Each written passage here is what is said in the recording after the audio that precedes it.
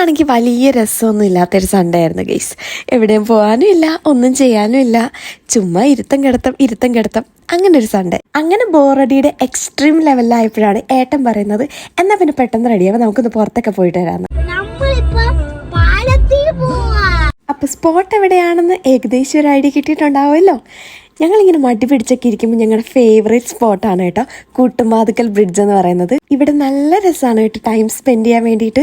നല്ല അടിപൊളി തണുത്ത കാറ്റൊക്കെ കിട്ടും കേട്ടോ. ഞാൻ മെയിനായിട്ട് ആ ഒരു ഉദ്ദേശം കണ്ടാണ് കേട്ടോ ഇങ്ങോട്ട് വരാൻ വേണ്ടിയിട്ട് കൂടുതലും ചാടുന്നത്. മാത്രമല്ല നല്ല അടിപൊളി നാടൻ ഫുഡ് ഐറ്റംസ് ഇവിടെ കിട്ടും കേട്ടോ.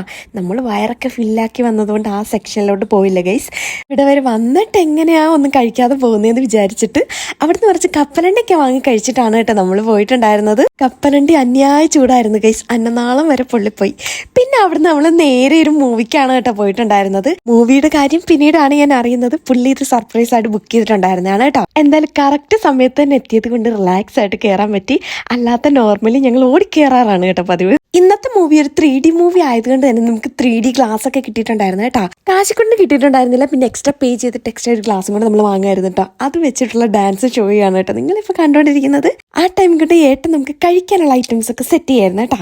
ഡോണറ്റ് ആണ് വാങ്ങിയത്, ഇറ്റ്സ് മൈ ഫേവറേറ്റ്. സ്നാക്സ് ഒക്കെ വാങ്ങി വന്നപ്പോഴത്തേക്ക് മൂവി ഓൾറെഡി തുടങ്ങാൻ വേണ്ടിയിട്ട് ടൈം ആയിട്ടുണ്ടായിരുന്നു കേട്ടോ. പിന്നെ നമ്മൾ പെട്ടെന്ന് ഓടി തിയേറ്ററിലോട്ട് കയറുമായിരുന്നേ. സീറ്റ് കയറിയെന്ന് ഗ്ലാസ് ഒക്കെ വെച്ച് ഞാൻ സെറ്റ് ആയിട്ടുണ്ടായിരുന്നു ഗൈസ്. മൂവി കാണാൻ വേണ്ടിയിട്ടുള്ള ത്രില്ലായിരുന്നേ. കാശിക്കൊണ്ടാണെങ്കിൽ മൂവി തുടങ്ങുന്നതിന് മുമ്പേ ഡോണറ്റിന്റെ കാര്യത്തിൽ ഒരു തീരുമാനമാക്കി ഗൈസ്.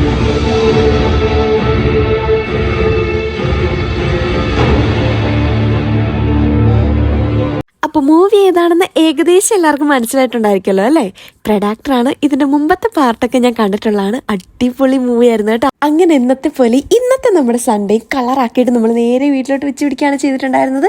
അപ്പോൾ അത്രയേ ഉള്ളൂ. See from the next video.